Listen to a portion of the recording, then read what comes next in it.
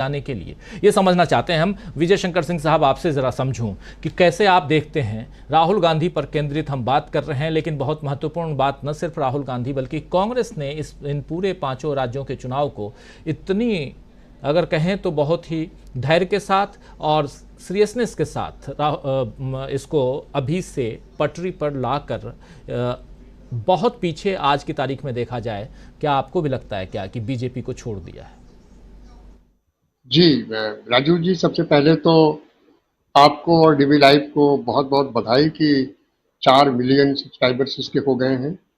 और इसकी वजह से जब आपकी लोकप्रियता बढ़ रही है और आपके साथ हम भी कभी कभी हफ्ते में 2 दिन आपसे जुड़ते हैं, तो ये जिम्मेदारी हम पर भी आ जाती है कि हम इस शो का जो शो की जो गंभीरता है, शो का जो कंटेंट है, शो का जो स्तर है, उसको बनाए रखें। बहरहाल बहुत अच्छा शो चल रहा है, ये अलग बात है कि कुछ लोगों को ये तकलीफ भी देता होगा, वो बराबर तकलीफ देगा, वो अलग बात है। अब आते हैं मिजोरम पे। मिजोरम में राहुल गांधी ने जो मणिपुर का जिक्र किया है, वो एक निश्चित रूप से एक हैरान करने वाली बात है। देश के एक राज्य में पूरा का पूरा सिस्टम बैठ जाए और इस सिस्टम के बैठने का प्रमाण केंद्र सरकार खुद दे, आर्टिकल 355 के अंतर्गत कानून व्यवस्था की जिम्मेदारी वो ले ले। सीएम अपना इस्तीफा देने जाते हैं और कोई लड़का उनका इस्तीफा छीन के फाड़ के फेंक देता है, सोशल मीडिया पे आ रहा है, और सीएम कहते हैं कि किसी ने छीन के फाड़ दिया था। जैसे लगा कि इसके बाद मणिपुर में कागज ही खत्म हो गया, दोबारा इस्तीफा नहीं दिया जा सकता। तीसरी बात, वो खुद कहते हैं कि ऐसी घटनाएं तो यहाँ बहुत सी हुई हैं। इन सारी घटना होने के बाद भी प्रधानमंत्री वहां एक बार भी नहीं गए, जाना तो छोड़ दीजिए, जागे भी नहीं। और जागे तब जब सुप्रीम कोर्ट ने सुबह को संज्ञान लिया और तमाम तरह तरह की कमेटियां बनाई। और दूसरी तरफ आप इजराइल देख लीजिए, जिस दिन हमास ने हमला किया, हर आतंकवादी हमले की निंदा की जानी चाहिए, इसकी भी निंदा की जाएगी, और निंदा की जा रही है। जिस दिन हमला किया उसी दिन उनका ट्वीट आ गया कि वो इजराइल के साथ। उन्हें लगा कि ये बात तो बड़ी ऊटपटांग हो गई है, क्योंकि आप पिछले 75 साल से चली आ रही विदेश नीति को नहीं बदल सकते।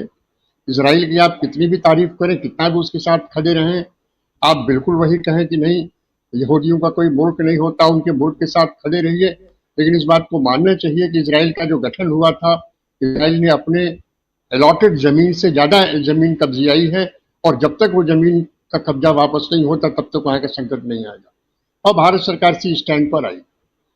दिक्कत यह है प्रधानमंत्री जी की कि जो स्टैंड वो लेना चाहते हैं, वो स्टैंड अंतर्राष्ट्रीय रूप से लिया नहीं जा सकता। और जिन लोगों को वो संबोधित कर रहे हैं, जो उनकी कॉन्स्टिट्यूएंसी है, जो उनके लोग हैं, जिनको अमूमन भक्त प्रजाति कहते हैं, उनको वो कुछ करके समझा नहीं सकते। अच्छा, दूसरी बात, अब आते हैं चुनाव में मिजोरम के। तो जो आपने दिखाए हैं, और मणिपुर का असर बहुत पड़ेगा। और दूसरी बात यह है कि अब अगर प्रधानमंत्री जाते भी हैं मणिपुर, तो ये सबको यही लगेगा कि वो किसी दबाव में गए हैं और एक प्रकार की उन्होंने फर्ज अदायगी की है, इसका कोई बहुत असर नहीं पड़ेगा। आप किसी के दुख में अगर तत्काल न पहुंच पाए और न पहुंच पाने का कोई पर्याप्त कारण न हो, तो बाद में साल भर बाद जाने पर उसका कोई बहुत असर नहीं रहता, वो कोई तमाशा ही बनता है। अब आते हैं राजस्थान, मध्य प्रदेश और उस पर।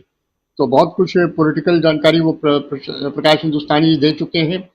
असल में मुझे जहां तक लगता है, भारतीय जनता पार्टी को यह खतरा ज्यादा है। मैं पार्टी की बात कर रहा हूं, नरेंद्र मोदी और शाह जी की बात नहीं कर रहा हूं। क्योंकि जिस तरीके से पार्टी के बड़े नेताओं को दरकिनार किया गया, खासकर पार्टी के 2 शीर्षक नेताओं राजनाथ सिंह और नितिन गडकरी जी को, आप ये देखिए कि अविश्वास प्रस्ताव पर बहस हो रही है।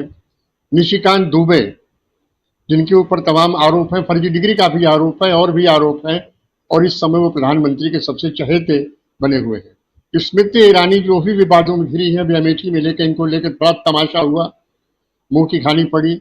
ये प्रधानमंत्री की तरफ से खड़ी हुई, मतलब सरकार की तरफ से खड़ी हुई विश्वास प्रस्ताव पर बोलने के लिए।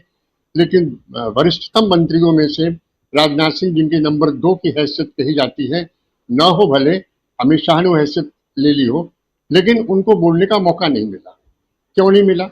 न तो राजनाथ सिंह किसी से खराब बोलते हैं, न तो राजनाथ सिंह कभी विवादित बोलते हैं, न तो राजनाथ सिंह कभी ऐसा बोलते हैं जो मोदी जी को चुभे, वैसी बात करते ही नहीं है। जो सीधी सीधी बात यह है, जो प्रशांत जी ने कहा है कि वो अपनी बीजेपी बना रहे हैं, और जब वो अपनी बीजेपी बनाएंगे तो बीजेपी का जो परंपरागत कैडर बेस है वो धीरे धीरे खिसकता चला गया। तो निश्चित रूप से जब प्रधानमंत्री ने ये कहा कि चुनाव आप मेरे चेहरे पर लड़िए, चुनाव आप कमल पर लड़िए, चुनाव आप मेरे चेहरे पर लड़िए, डबल इंजन की सरकार है, ट्रिपल इंजन की सरकार बनाइए।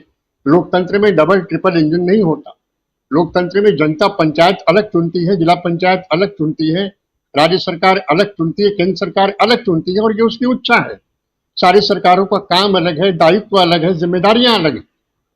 ऐसी स्थिति में जब प्रधानमंत्री जी ये बात करते हैं तो साफ साफ सी बात है कि जो अधिनायकवाद का जो उनके अंदर एक वायरस है, मैं इसे वायरस ही कहूंगा, उससे वो बुरी तरह संक्रमित है और वो साफ साफ सामने आ जाता है।